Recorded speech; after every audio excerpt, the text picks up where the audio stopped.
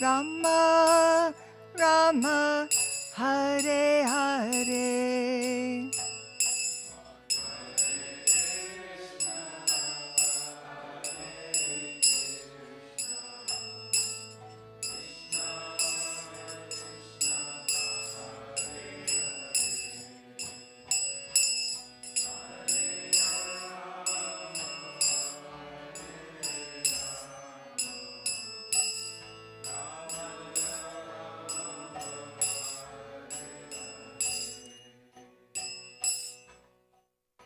Jaya Jaya Shri Chaitanya Jaya Nityananda Jaya Dvaita Chandra Jaya Gaura Bhaktavinda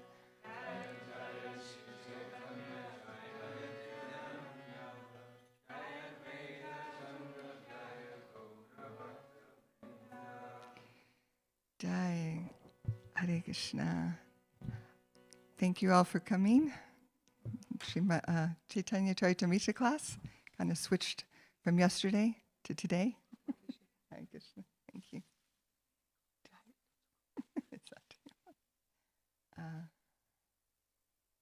Yeah. So we're reading from this on? Yeah. We're reading from Sri Chaitanya Charitamrita. Yes, now I can see.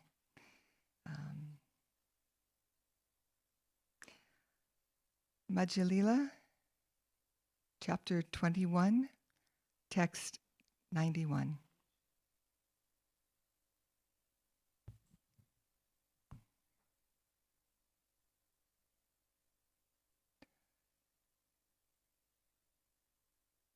Golok, let's see. Bhattari, help me with the meter on this.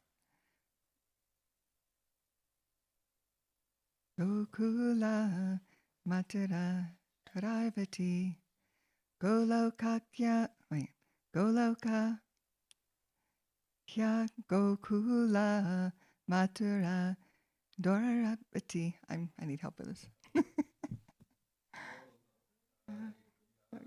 Gokula Mathura Dorabati. Go.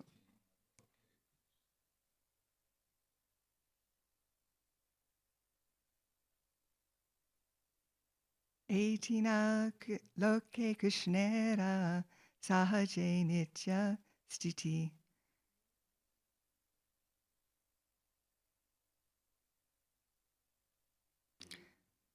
Let's just do it all together. You can all help me with this one.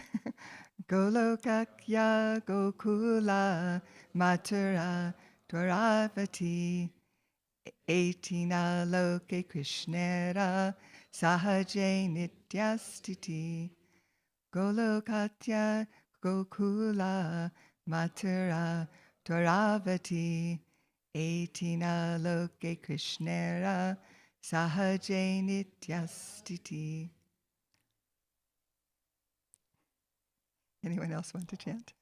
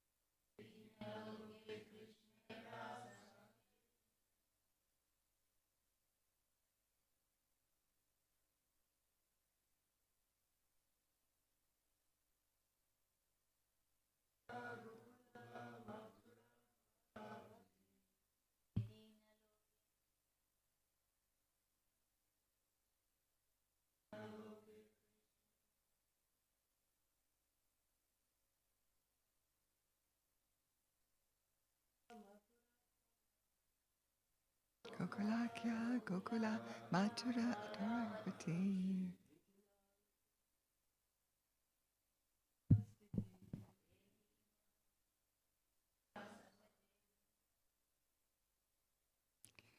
Goloka Akya,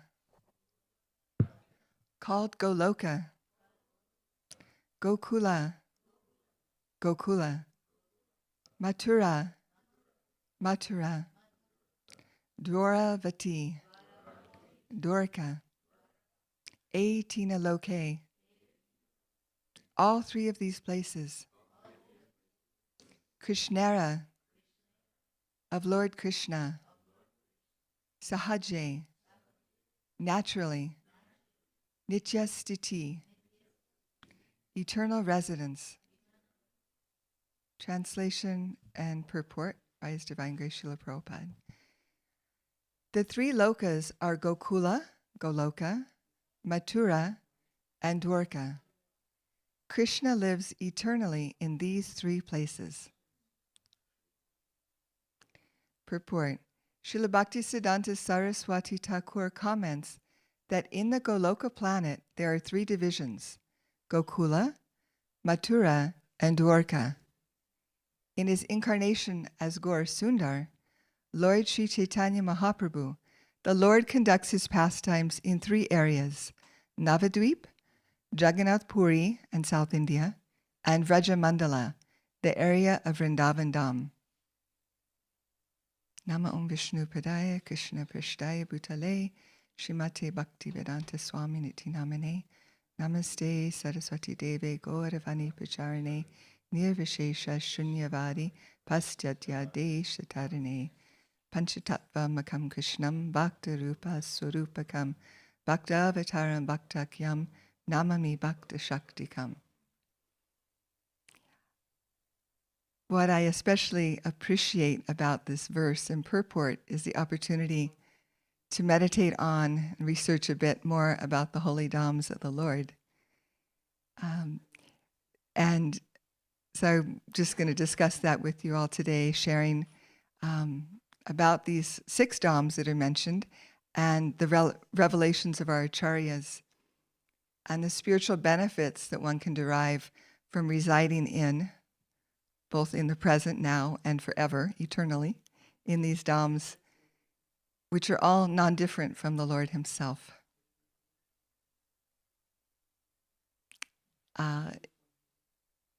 In the Brahma Samhita, and you're welcome to chant along with me, Chintamani prakara sadmashukalpa riksha laksha vriteshu surabir abhipalyantam lakshmi sahasra shatasam brahma sevyamanam Govindam Adi Purusham Tamaham Bhajami. Lord Brahma is glorifying our Lord Govinda. And Srila Prabhupada in one class, he says as follows, so Govinda has got a place. The place name is Goloka Vrindavan, Goloka Namni, Nija Damni. That is his personal abode. Although every dham, every planet, everywhere, all over the universe, all over the creation, that is Krishna's dham, God's place. Bhoktaram Jagyatapasam Sarvaloke Maheshwaram. He is the proprietor of everything. Ishavasyam idam sarvam. Everything, that is the property of Krishna, or the Supreme Lord. This is Krishna consciousness.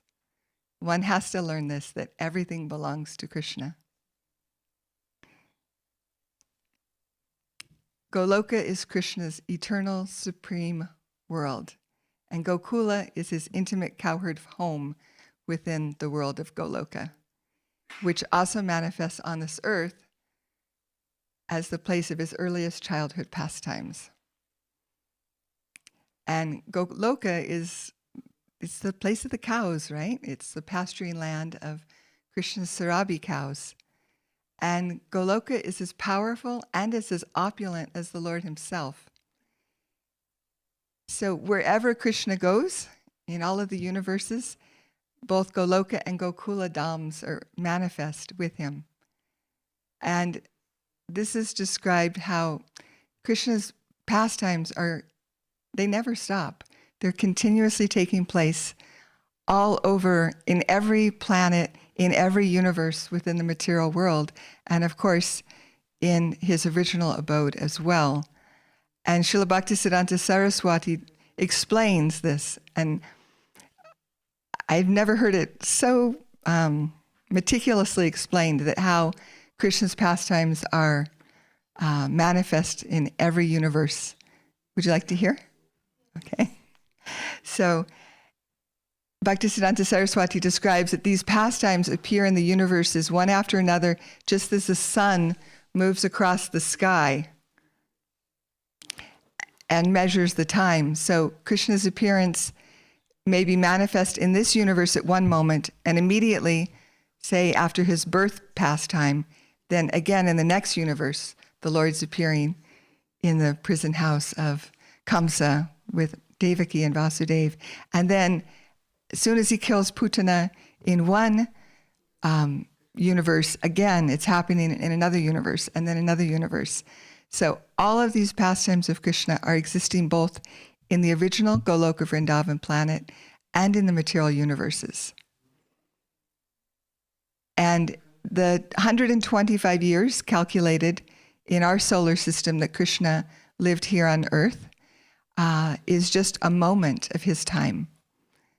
So there's unlimited universes, and Krishna's pastimes are manifest one moment after the next, after the next. So again, to remember that rotation, how the sun is never actually setting. It just appears in our view and then disappears again.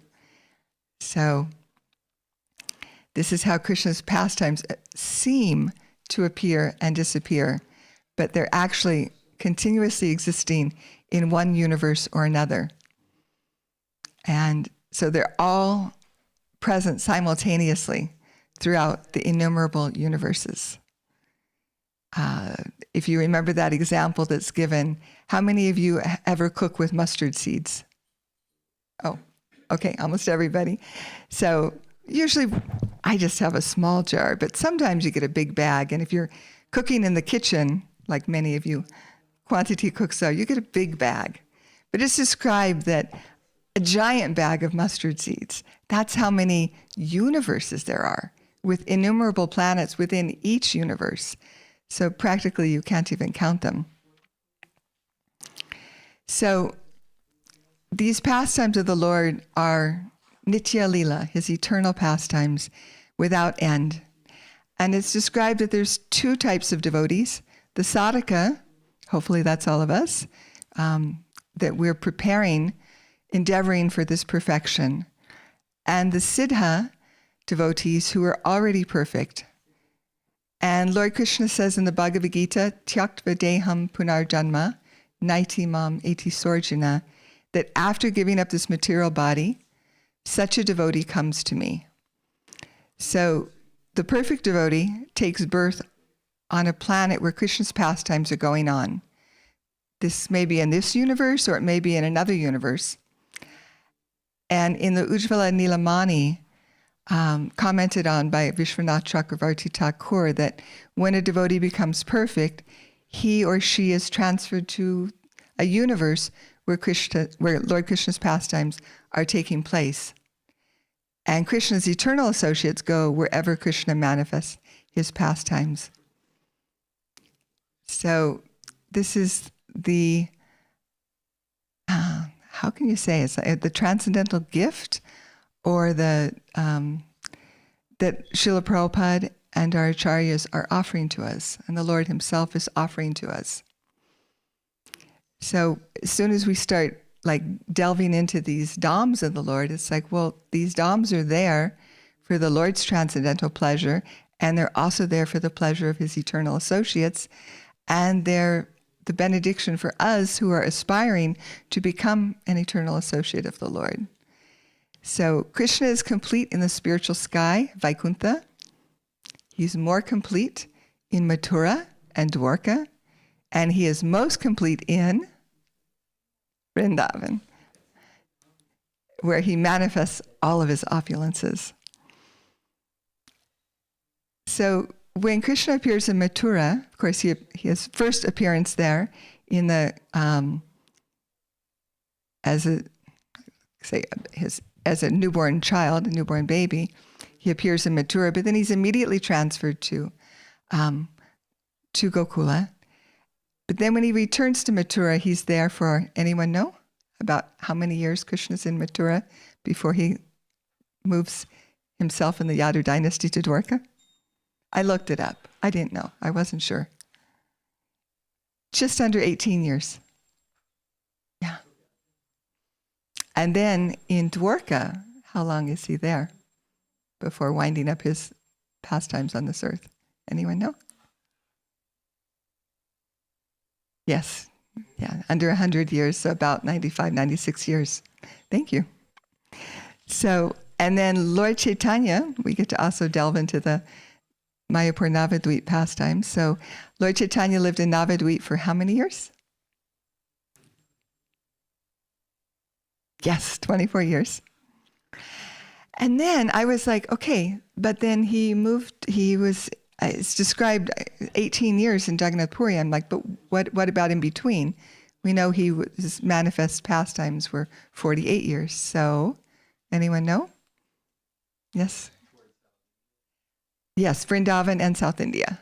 And that was 6 years. Yeah. So, after accepting sannyas, the Lord traveled for 6 years to South India and Vrindavan and resided continuously in Jagannath Puri for 18 years. So we understand that, and we from our shastras, from our acharyas, that Vrajamandala and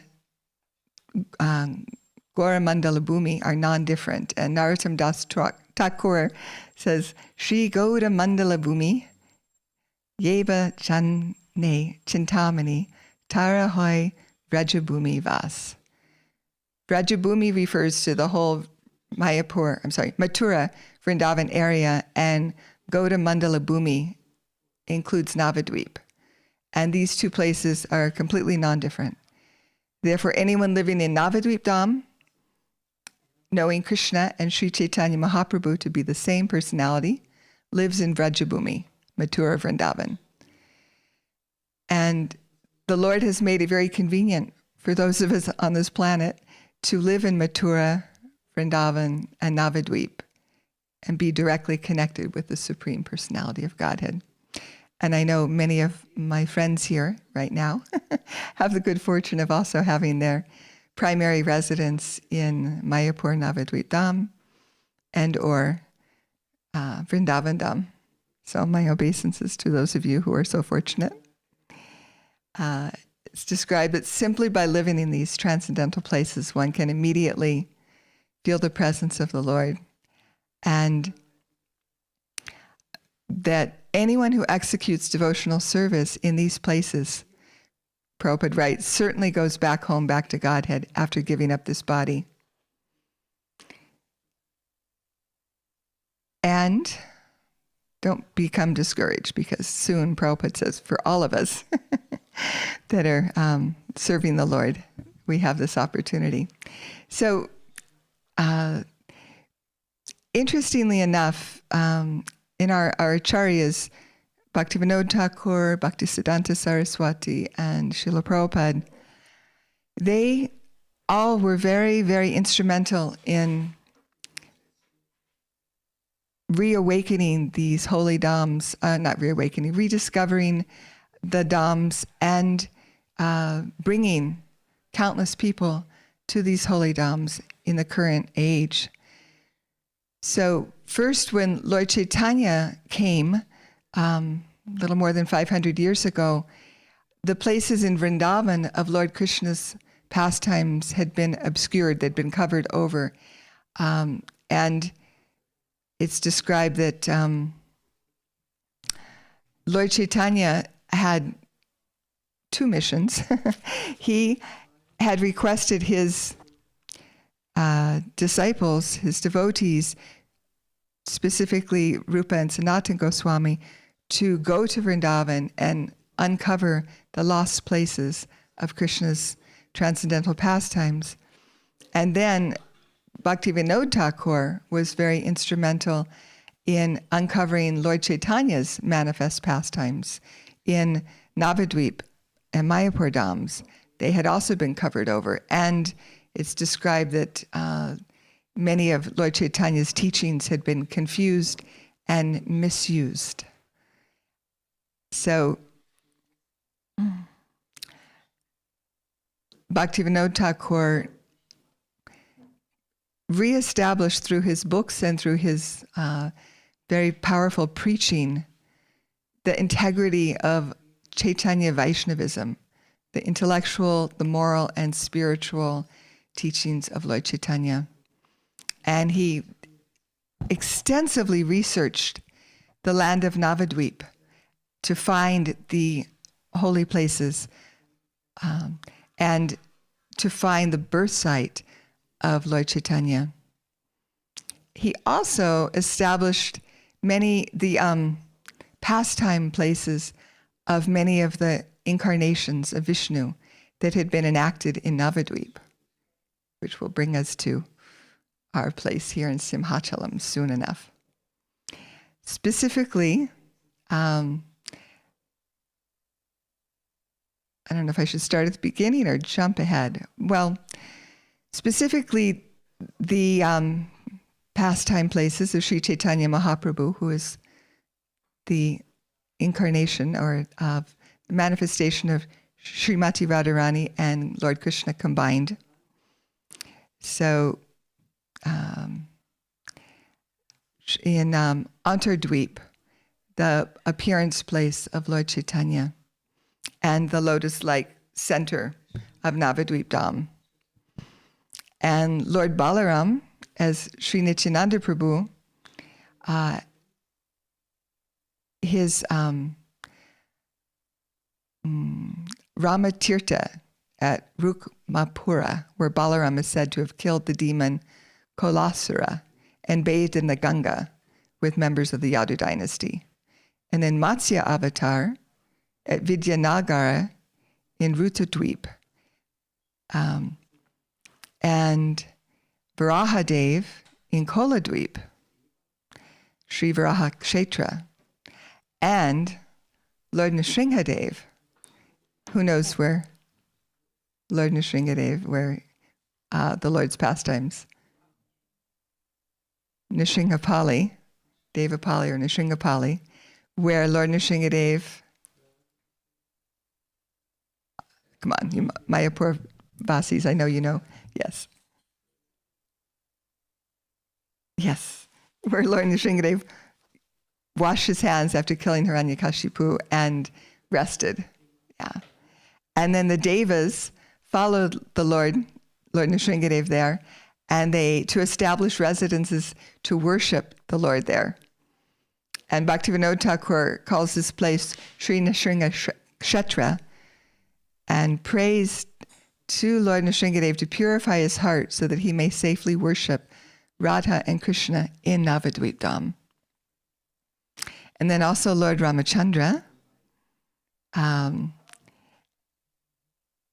Drumadvip is associated with Lord Ram's forest exile pastimes, that Sita, Ram, and Lakshman spent some time there in that forest. And then Lord Jagannath in Sharadanga.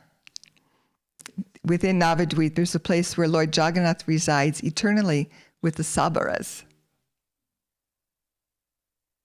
And Narayan, Lord of Vaikuntha, in Vaikunthapur within Navadvip, where Lord Narayan resides eternally with his divine energies.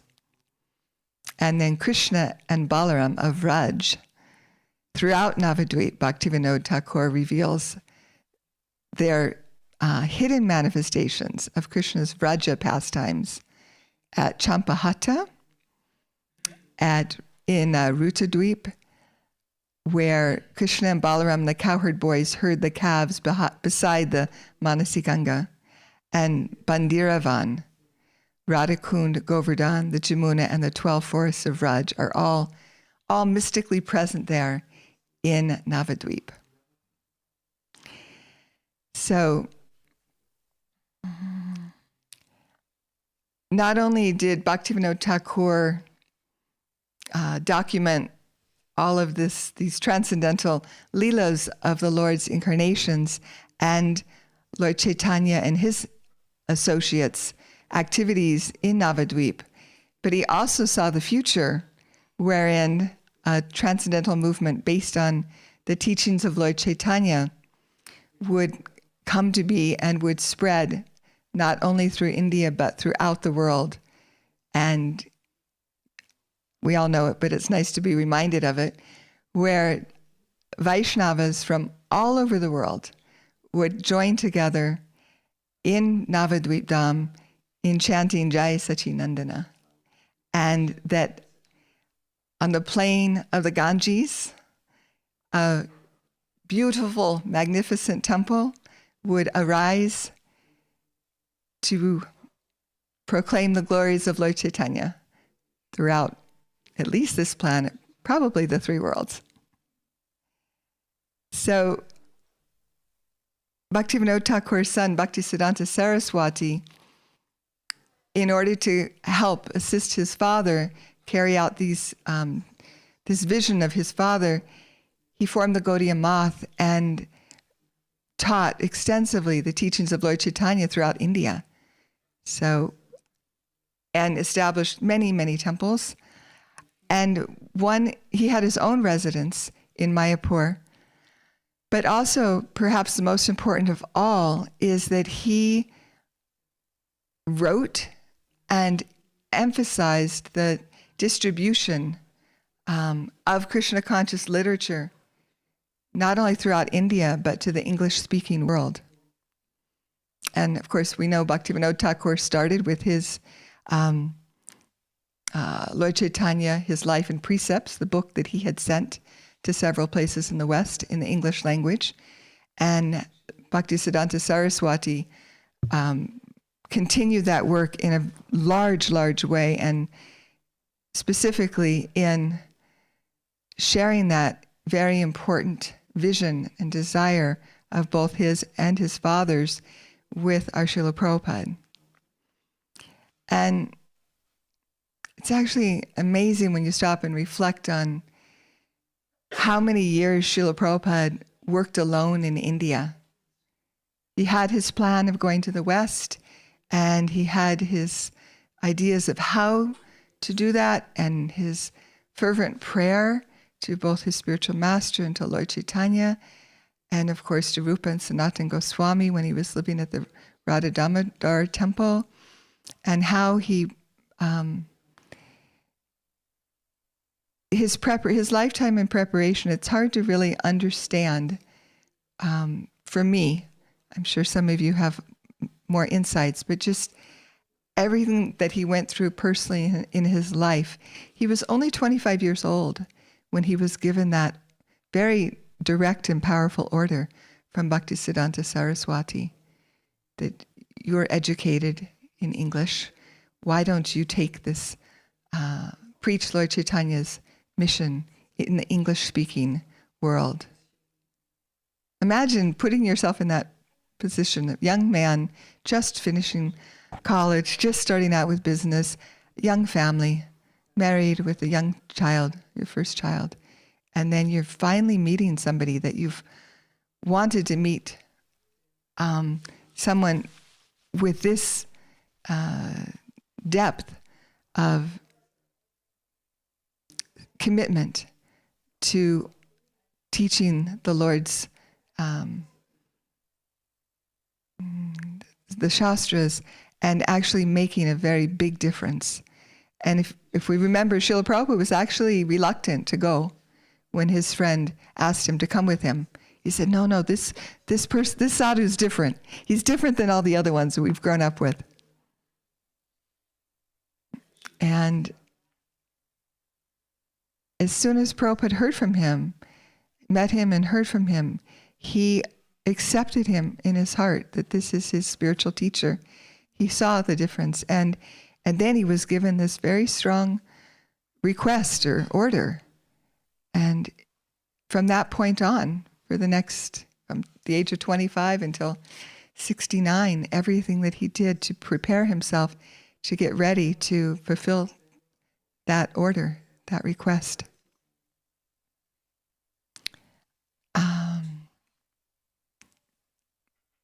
And we know that it's described in the Chaitanya Charitamrita that from this birthplace of Lord Chaitanya, that this inundation of love of Godhead will spread all over the world. And Srila Prabhupada did something also very extraordinary. He created dhams all over this earth planet. When there was just 2 small storefront temples, first in New York. How many of you have been to Matchless Gifts, 26 2nd Avenue in New York? Oh, okay. Still the opportunity for many of you to take pilgrimage there. So, time.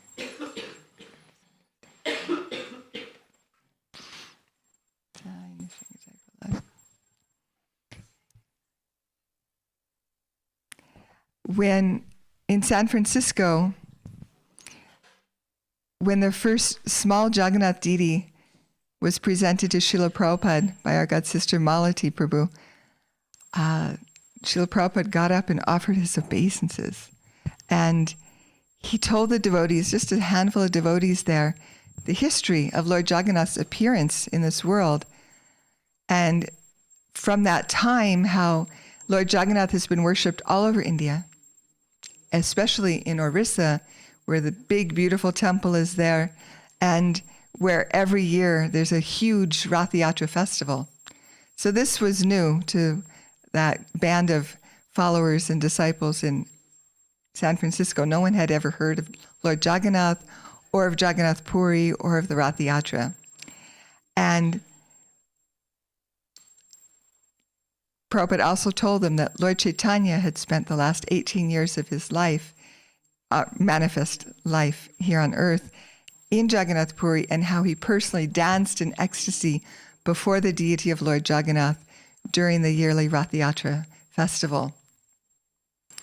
And seeing that Lord Jagannath had come, Prabhupada took it that this is the most merciful form of the Lord in Kali Yuga, and that he requested his disciple Shama Sundar to carve carve Jagannath, Baladev, and Subhadra deities, and Prabhupada would personally install them in their small little storefront temple. Now, this temple, if you've ever seen pictures of both, when you say a storefront in America in the 60s, these are very, very small rooms. And so when you get a chance, next time you're looking in Prabhupada Lilamrita or Shama Sundar's book, Chasing Rhinos with the Swami, there's photos in there, and you can actually envision how small these storefronts are. And then there's an altar and maybe a small place for Prabhupada's Vyasasan, and a place for maybe 30 devotees and guests to squeeze in, right? More than that in anything, many more than that? Maybe 50, if you really squeeze, okay.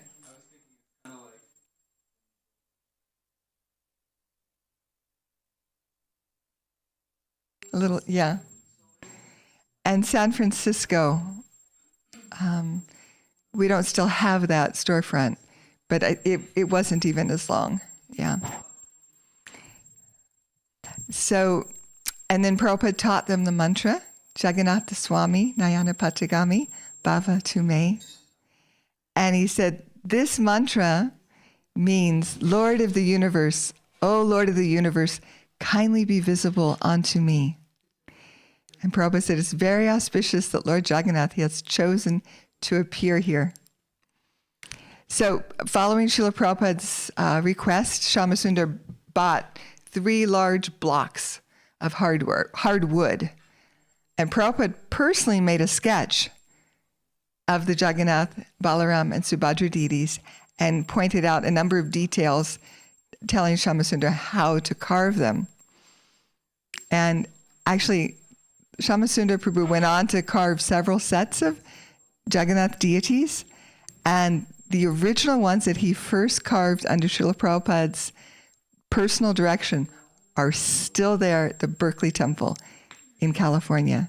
they were never replaced. The Los Angeles deities were replaced, and quite a few of the other deities that I think in London were replaced, but still the original deities are there at Berkeley Temple. So, yes, and Srila Prabhupada also explained that Lord Jagannath is very liberal and merciful to the most fallen. So even this motley crew of followers would be able to worship. And initially it was this very, very simple worship, primarily chanting Hare Krishna.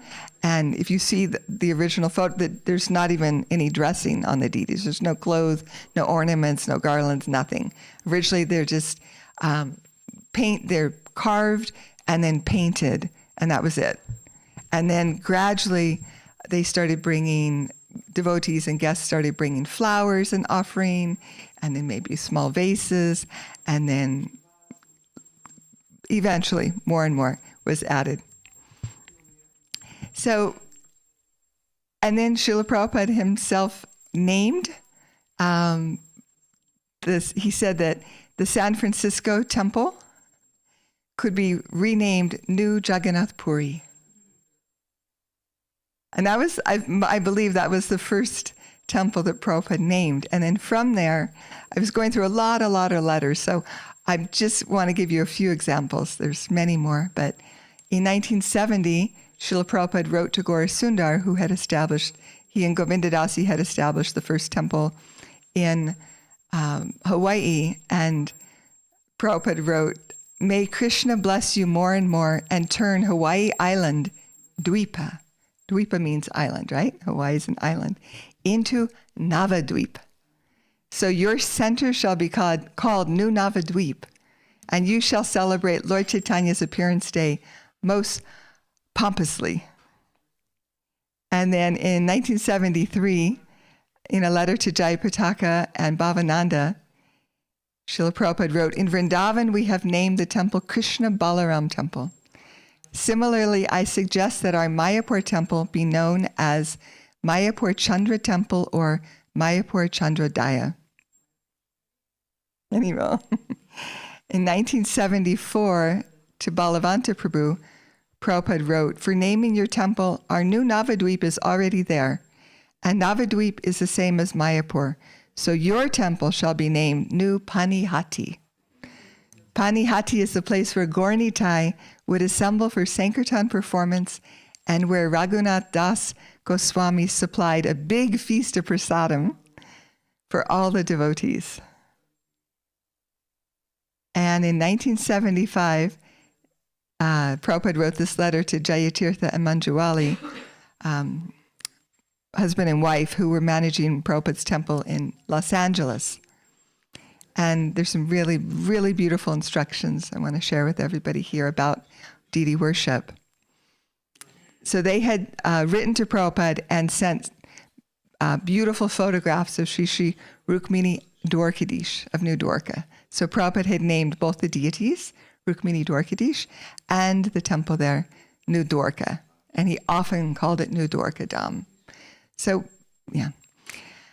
And Prabhupada thanked them for the beautiful photographs, and he said, "I have invited Krishna, and he may not be insulted by disrespectful behavior. I have introduced this system of deity worship amongst the non-believers, the atheists, the malechas, the yavanas, and I pray to Krishna that I am inviting you to come.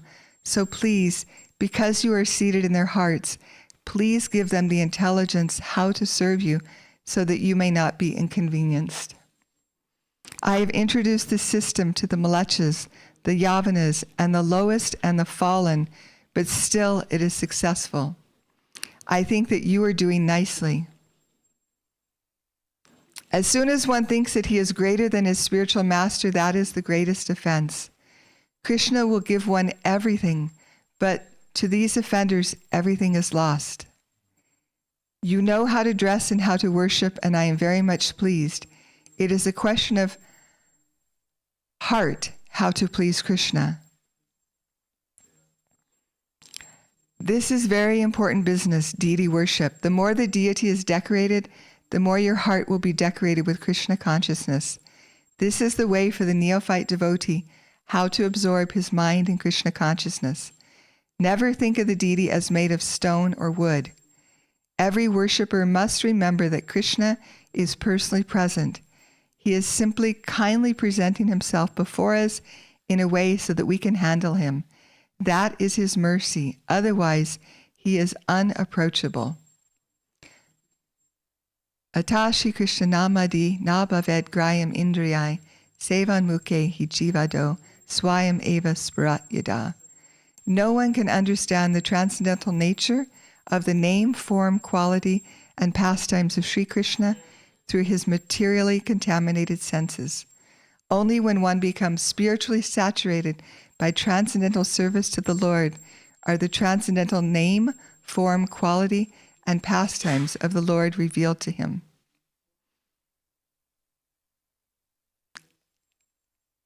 How many of you have read Srimad-Bhagavatam, Rita? Is there a German edition as well? No? I remember the first time I was given the volume 1, and it's huge. It was very intimidating. It's like 700, 800 pages. And it honestly sat on the shelf for quite a while. And then I was given volume 2, and I'm like,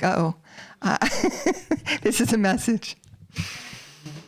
And I was preparing, I was looking up some nectar to share about Lord Balaram for his appearance day, and I thought, I wonder if there's something about Lord Balaram in these books. And I opened it up, and I was like, oh my goodness, there's an incredible index here. Beautifully, probably one of the very best index books. And that was the first service I got to do. I was a young schoolgirl, and I was coming to the temple, and I got to help with the index for the Krishna book. When they were, BBT was in LA, and I was in Laguna Beach, and one of the devotees, was living in Laguna, which is just an hour away from LA. And so from home, I was helping with the indexing for the Krishna book. That was back in 1975, 76. And so I very much appreciate indexes. And I appreciate the service of anyone who does the indexes. It's a lot of work. And I was like, oh my goodness. And I started, and then honestly, in the next 2 days, I read about half of each of those books. I read several hundreds of pages. And I was like, oh, this isn't intimidating at all. It's filled with all this nectar. When our young child was maybe 3-4 years old, she had this thing, she called them the no-no stories. She always wanted to hear a story she hadn't heard before. So the stories that she didn't know, Krishna's pastimes of the different incarnations, Lord Chaitanya's pastimes, she always wanted to hear a story she didn't already know. She had incredible memory as a young child and say, I want a no-no story. So I was when I discovered the Srimad-Bhagavatam, like all these stories I hadn't read before, I didn't know. Like, oh, all these no-no stories. So if you haven't, sorry, all the mothers here, fathers can relate, right? Well, actually, your aunt and uncle Tanami, you can understand too. She'll also be asking more stories, new stories, new stories. Were you that way, Madhurika, when you were young? Yes, yes. So I strongly urge you, if you haven't read Srimad-Bhagavatam, to give yourself the opportunity to read all these beautiful stories. It's Sanatana Goswami's commentary on the Srimad-Bhagavatam. And I was thinking how of Gopakumar's his travels to the holy dhams. So we have a few more minutes. Do you want to hear a little bit about Gopakumar's travels to the holy dhams? So after Gopakumar received the Gopal mantra in Vrindavan from his spiritual master, he started traveling through various holy places. And when he was in a South Indian Brahmin told him about Lord Jagannath, whose worship in Purushottam Kshetra is much more magnificent than the worship he had ever seen before. So Gopakumar goes to Jagannath Puri, and he's just overwhelmed by the opulence of Lord Jagannath, the worship, the festivals, and the beauty of the Lord. And he's just getting all this mercy and all this Mahaprasadam, right? How many have you been to Jagannath Puri? Okay, so much Maha, right? It's like you can go to any shop in Jagannath Puri and there's Lord Jagannath Mahaprasadam. So, and just that it was like continuous celebrations, just always going on. And after some time, though, Gopakumar was feeling like disappointed that he couldn't personally approach Lord Jagannath and serve him personally. And during the crowded festivals, he wasn't able to have a close darshan. So his love kept increasing for the Lord, but this little dissatisfaction in his heart. So he again meets his guru, and he tells him, just keep chanting this Gopal mantra. Just never stop chanting your Gopal mantra, and everything will be revealed. Everything your heart is longing for will come in time. And then while Gopakumar is there in Orissa, the king of Orissa passes on, leaves this world, and Gopakumar is made king. Now he gets to be in the close proximity of Lord Jagannath. But again, his royal responsibilities are so much that he doesn't always have so much time to directly serve the Lord. And finally, he renounces the kingdom. But he still can't leave Jagannath Puri because he's become so attached to Lord Jagannath. So he stays nearby. And then he has a vision of Vrindavan while he's in Puri, chanting his mantra, worshipping Lord Jagannath. Gopakumar has, by Lord Jagannath's mercy, Puri begins to appear to him as Vrindavandam. The gardens and the groves appear as Vrindavan's forest, and the ocean now looks like the Jamuna River. And Nilachala appears as Govardhan Hill, Giriraj. So Sanatana Goswami explains that Jagannath Puri contains a hidden revelation of Raj. If one's heart is intensely yearning for Krishna, they will see Vrindavan in Puri, in Jagannath Puri. And then Lord Jagannath appears in a dream to Gopakumar and tells him that Mathura Mandala is the land of his childhood pastimes, and he encourages him to go to Mathura, Vrindavan. So in the next morning, the Jagannath priests, they come and they bring Gopakumar the Lord's garland. So Gopakumar, he understands that, yes, the dream is confirmed, and he leaves and departs for Mathura. So he only comes to Mathura for a short time, and he bathes in Vishranta Ghat, and then he heads to Vrindavan. And in Vrindavan, he wanders about freely, and then he goes to Govardhan Hill and the banks of the Yamuna, and he's just continuing to chant his mantra, and he stays hidden from residents of Vrindavan that would recognize him from before. So for some time he's happy, but he's still thinking of Lord Jagannath because he hasn't yet awakened his full, how is it described? Yeah, he doesn't have his full spiritual realization to see Krishna's eternal pastimes. That's what happens to me when I go to Vrindavan. Yeah, not to compare myself to Gopakumar, but I don't get to actually experience the Lord's pastimes there like I would like to. And then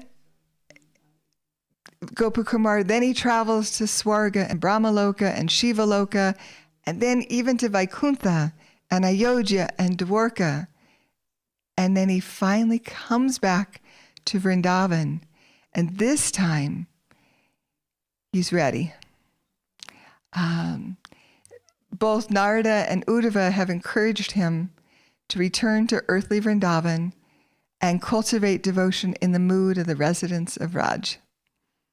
So he gets transported back to a forest grove in Vrindavan, and this time he's chanting Krishna's names with intense longing. He's remembering and singing Krishna's cowherd pastimes. He's visiting the holy places associated with Krishna's Leelas. He's crying for Krishna in separation, and he's following in the footsteps of the devotees of Vrindavan. And now it's described that the land of Vrindavan itself awakens his identity.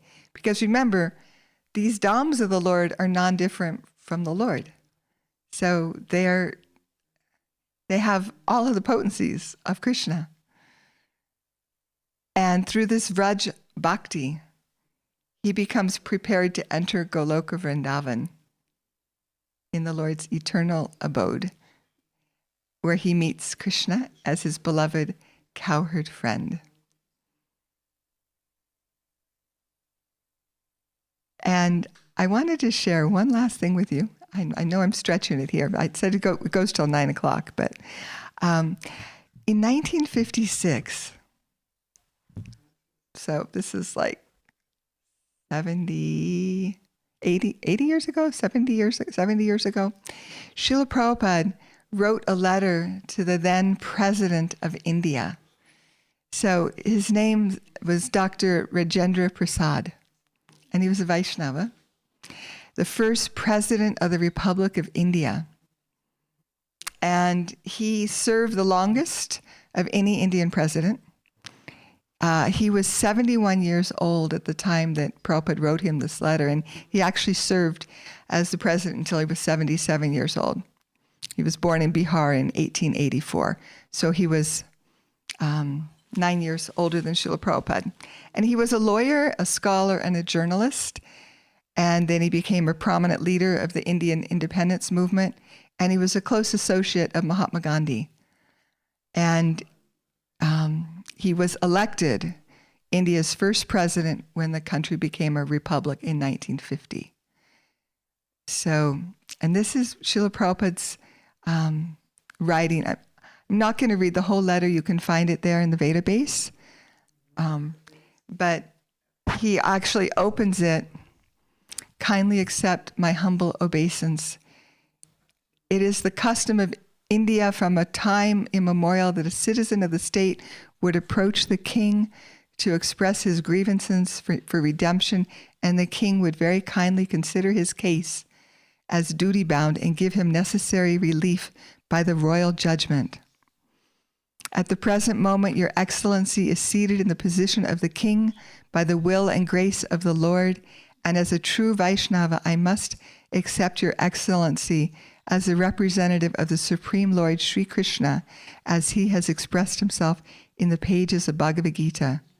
As such, I beg to lay before your most exalted honor the following few lines for favorable consideration, and do the needful in pure consciousness.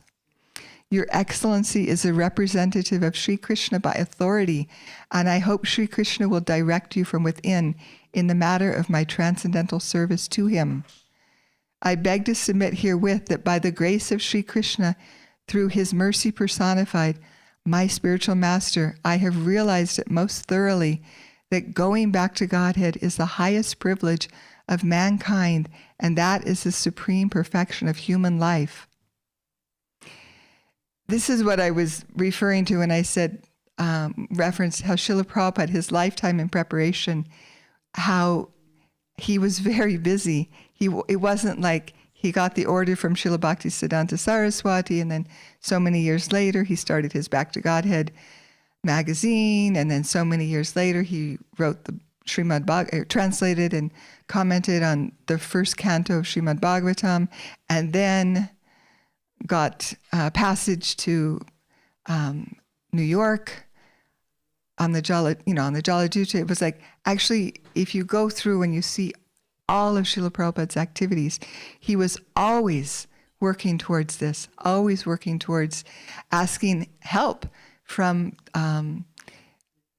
people in high positions in India to help with this mission. And because we started with this verse from Chaitanya Charitamrita about the Dhams and how the Lord's his transcendental places are manifest here, not only on this planet, but on all the planets in all the universes, because he's having his unlimited pastimes that are going on all the time, all the time, all the time. I think it's in a class, it might be in a commentary where Srila Prabhupada writes that the Lord in our hearts is so busy giving us instruction how to come to him that he's standing up. He doesn't even sit down.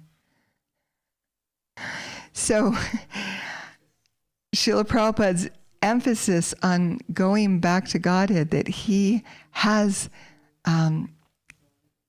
realized most thoroughly that going back to Godhead is the supreme perfection of human life.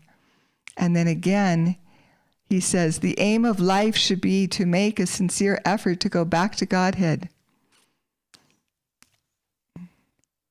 Believe me or not, I have got the clue of going back to Godhead just after leaving my present material body, and in order to take along with me all my contemporary men and women of the world, I have started my paper Back to Godhead as one of the means to the way. Please do not think of me as a wonderful or a madman when I say that I shall go back to Godhead after leaving my present body. It is quite possible for everyone and all of us. In the Bhagavad Gita, it is said very clearly that whosoever may adopt the specific principle of accepting Sri Krishna, the personality of Godhead, he will be able to achieve the highest transcendental goal of life. And then he goes on to talk about Lord Chaitanya, and please help me make a worldwide propaganda so that we can help all of the people of the earth go back to Godhead. And he ends it, I am crying alone in the wilderness at the present moment. So please help me in this noble cause and oblige. Thanking you in anticipation for an early reply. I am yours in the service of the Lord. A.C. Bhaktivedanta. This is before he had taken sannyas. So,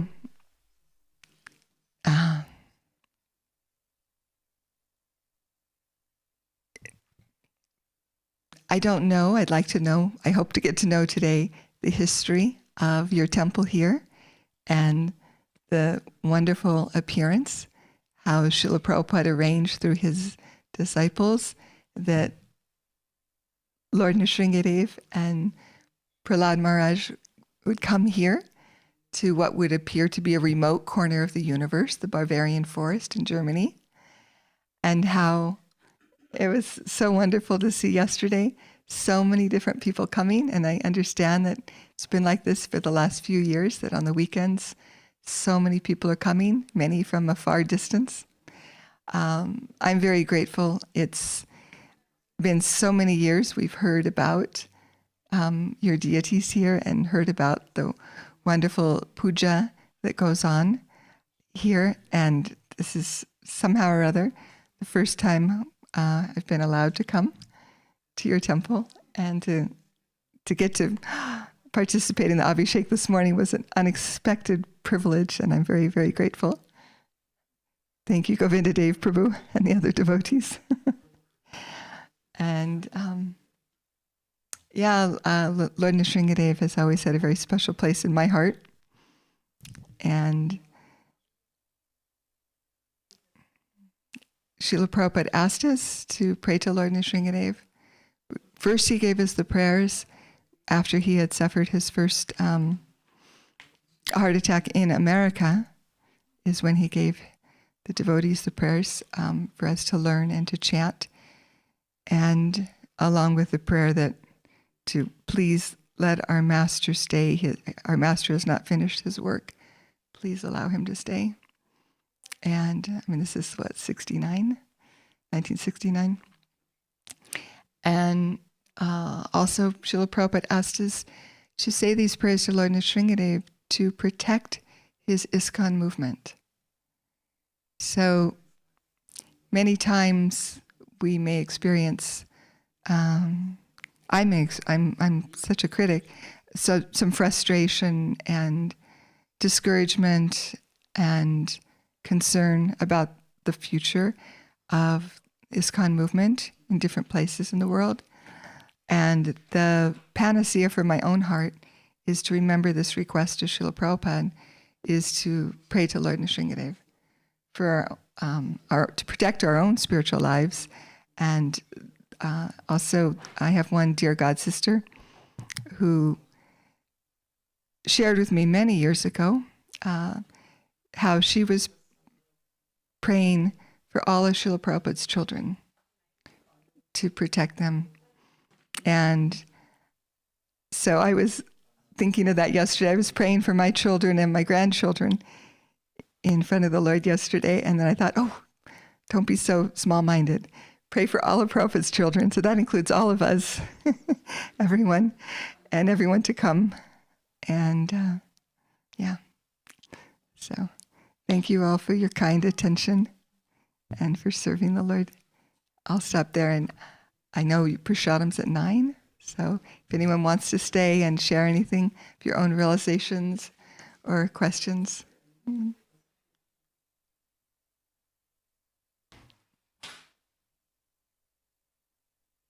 Yes, Prabhu?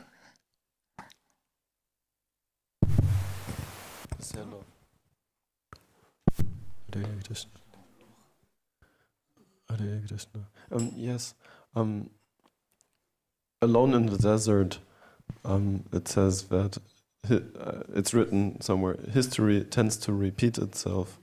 And even in the beginning, it was, you were explaining that how Krishna's pastime places were lost, Chaitanya Mahaprabhu's pastimes places were lost, it was revived. So again and again there are some pioneers, some personalities who re-establish what was forgotten, it seems. And nowadays it seems that ISKCON has become a worldwide movement. So in one sense there seems to be a very different situation, but at the same time it seems that this material influence is such that things become covered again and again. So again and again it has to be uncovered. Maybe you can express some realizations on what does this mean for us these days in the current world situation. I really appreciate how you summarized that so wonderfully. I don't know that I have any... we do see that the Lord sends his devotees, his plenary expansions, his incarnations, again and again throughout history. I tend to see things from a very small human perspective in linear time. But when you look at, when you read the Bhagavatam and you look at the different incarnations and you look at, the Devas asking the Lord to appear, and he's like, yes, I'm coming. And how long it is before then the Lord comes. Because, the timing is very different for the Lord and then for the Brahma, and then the Devas, and then our earthly time. So, but we have the assurance that Srila Prabhupada said the next 10,000 years, the golden age within this Kali Yuga. So even though some temples may appear to be not vibrant, or there's nobody there, or sometimes even they close and the deities are relocated, there's still an incredible expansion going on. How many people are chanting the Hare Krishna mantra, participating in the Sankirtan movement? How many people are worshiping the Lord in their home? So to be encouraged, even though sometimes it appears like there's reasons to be discouraged. And I saw, I don't know if it was a criticism or an observation, that many of the farm communities that previously were meant to become self-sufficient farms have now become pilgrimage retreat, yoga retreat centers, where now people from the cities are coming to our farms, not for the farming, but for gathering for festivals and for getting a break from the Tamasic cities. And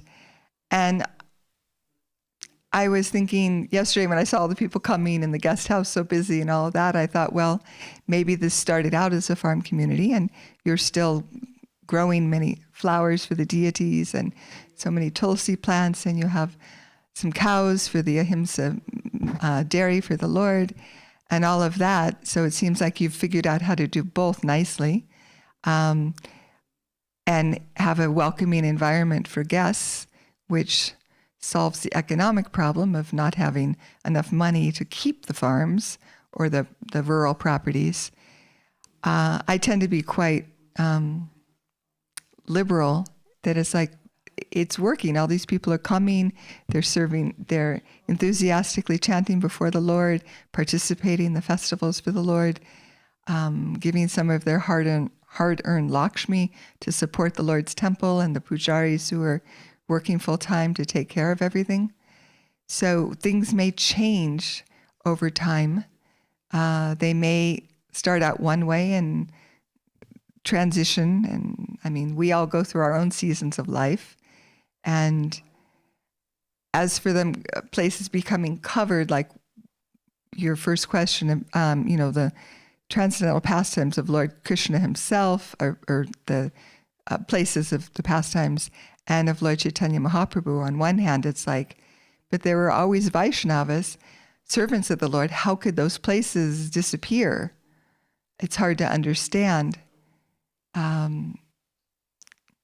If anyone else wants to share a better answer than mine, please do. Or just some of your own realizations or experience.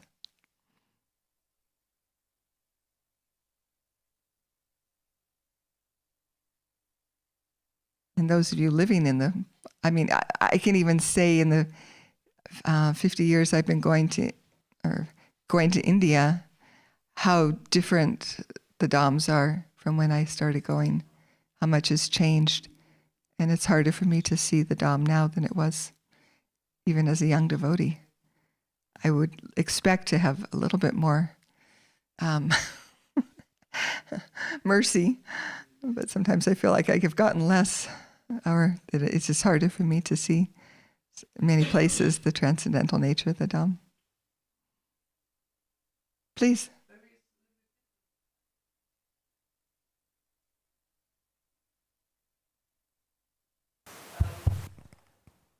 We have a lot of difficulties, but when I hear your lecture, when I see you smiling, when you talk about Srila Prabhupada, this increase, maybe only in my heart, but increases faith.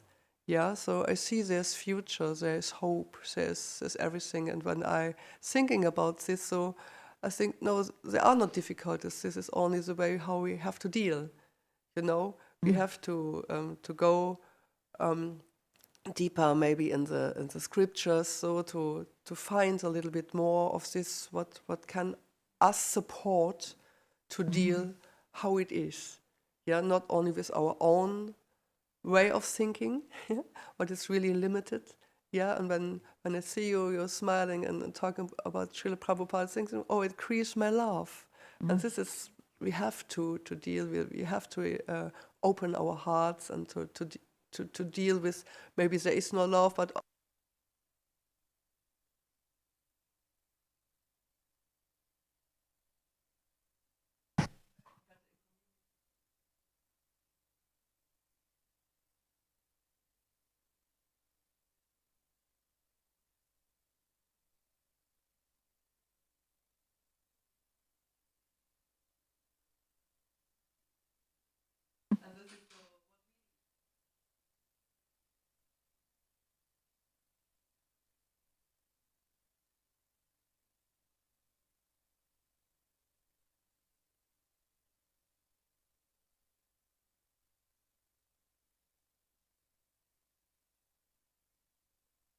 Mm. Mm. It's actually Srila Prabhupada's instruction to us all to choose our association so that we do bring out the best in each other, and that we're actually discussing. There's letters from Prabhupada, and it's, of course, in his books all over the place, how important it is to discuss the Shastras with one another, because that's how they become alive. Reading is important, but then, it's like hearing and chanting. Just like when we're hearing the kirtan, we hear the lead singer, but then we also sing responsively. So reading or hearing, but then we also chant the Shastras, discuss, and that it's Krishna magic what happens. So, and then also, Prabhupada asked us to travel to the holy places once a year, that was important for us when we're out preaching. And I think it's also for that, to be enlivened. I know in the U.S., when Satyanandana Swami started the Japa retreats, it was like so wonderful to come together for a week with serious devotees to just abandon all varieties of tech and just focus on hearing and chanting together, and chanting many, many rounds, and lots of kirtan and lots of classes. And just, that was the first of the immersive retreats that I experienced. And that was 25 years ago. And then after that, later came the kirtan retreats and the so many other retreats that happen. And to me, that's often my place of pilgrimage, is going where I can have the full immersion in hearing and chanting. And one of my favorite retreats of the whole year is the Swiss Bhakti retreat. So much so that it's not long enough, so then afterwards continue traveling with these devotees from the Swiss Bhakti retreat. All of us who have come together, we came from the Swiss Bhakti retreat because we don't want to have the retreat stop. So we're coming and imposing on all of you. But and that's, we read Chaitanya Charitamrita. That was what Lord Chaitanya and his devotees did constantly. The very blissful kirtans and discussing the Shastras, and then dancing. That's another really important practice that's not always, as so many of us have gotten older, it's like we don't dance like we used to, but it's actually really important. Part of our process is chanting and dancing. So however much dancing you can do it. Yeah. And encourage new people to dance, because that really makes a difference in the heart.